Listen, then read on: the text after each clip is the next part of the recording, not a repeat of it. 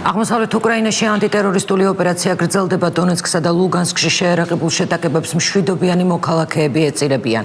პარალელურად კი უკრაინის საზღვარს რუსული ჰუმანიტარული კოლონა უახლოვდება. საზღვრის გადაკვეთის შემთხვევაში კიევი მოსკოვის ტვირთის დაბლოკვით ემუქრება. უკრაინის ხელისუფლება ქვეყნის აღმოსავლეთში ჰუმანიტარულ დახმარებას თავად გზავნის.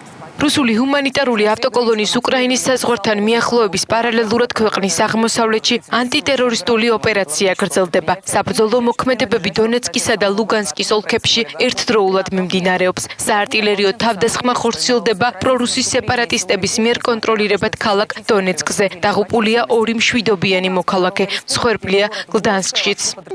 ჩემს შვილთან გადმოვედი, არ ვიცი შემდეგი რა იქნება, სად უნდა წავიდე. რუსულმა ჰუმანიტარულმა კოლონამ, რომელიც ვორონეჟთან ახლოს მალშევოს ავიაბაზაზე იყო გაჩერებული, აღმოსავლეთ უკრაინის მიმართულებით გზა დღეს განაგრძო. უკრაინული მხარის განცხადებით, რუსული ჰუმანიტარული დახმარება აღმოსავლეთ უკრაინაში კიევიდან შევადა წითელი ჯვრის საერთაშორისო კომიტეტს გადაეცემა. უკრაინის ეროვნული უშიშროების საბჭოს სპიკერის ანდრეი ლისენკოს თქმით, საზღვრის გარღვევის მცდელობის შემთხვევაში რუსეთის ჰუმანიტარული დახმარების კოლონა დაიბლოკება.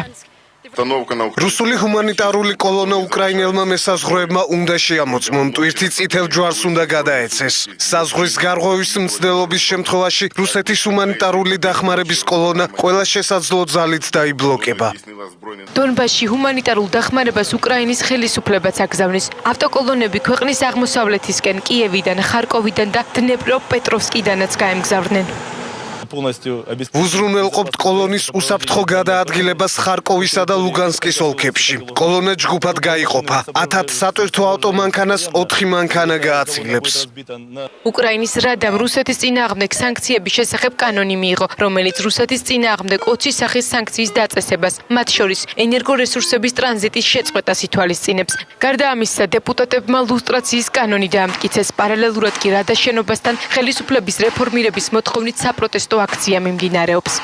აღმოსავლეთ უკრაინაში სიტუაციის დეესკალაციის აუცილებლობაზე საუბრობს მოსკოვი. როგორც რუსეთის პრეზიდენტმა ვლადიმერ პუტინმა იალტაში სახელმწიფო დუმის დეპუტატებისა და ფედერაციის საბჭოს წევრების წინაშე სიტყვის გამოსვლისას განაცხადა, უკრაინა სისხლიან ქაოსში გაეხვა და რუსეთი კონფლიქტის მოგვარებისთვის ყველაფერს გააკეთებს. სიტყვით გამოსვლისას პუტინი ყირიმის თემას შეეხო და განაცხადა, რომ ნახევარკუნძულის ანექსია არ მომხდარა. ვლადიმერ პუტინმა ყირიმის რუსეთის შემადგენლობაში შესვლის ხელშეკრულებას 2014 წლის 21 მარტს მოაწერა ხელი.